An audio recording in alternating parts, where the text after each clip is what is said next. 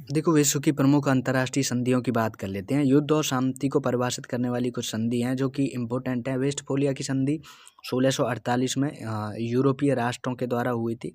आधुनिक संप्रभु जो राज्य हैं वो इसी की वजह से जन्मे हैं, वेस्टफोलिया की संधि की वजह से।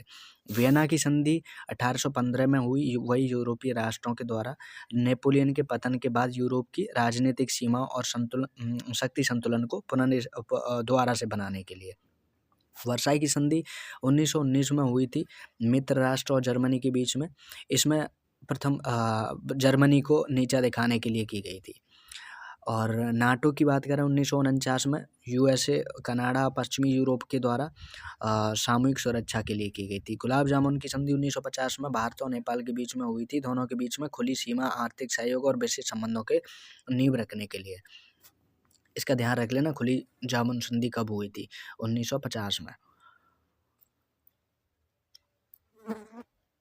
अब है अंतर्राष्ट्रीय मानवीय कानून और मानवाधिकार पे कुछ सम्मेलन है, इनको देख लेते हैं। देखो, जेनेवा कन्वेंशन 1949 में हुआ, 196 देशों इसमें शामिल हैं।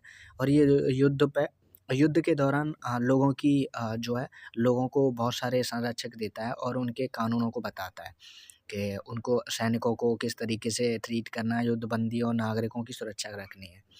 मानवाधिकारों की सार्वभौमिक घोषणा 1948 में की गई थी यूएनओ की महासभा के द्वारा।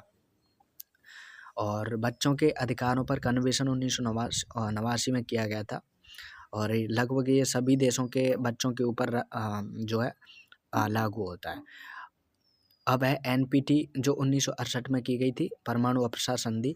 ये वैश्विक रूप से और परमाणु हथियारों के ज़्यादा प्रसार को रोकने के लिए की गई थी। सीटीबीटी 1996 में की गई थी और ये बहुत सारी फैक्टरों के साथ में थी और इसको कुछ देशों ने लागू नहीं किया था, भारत जैसे देशों ने।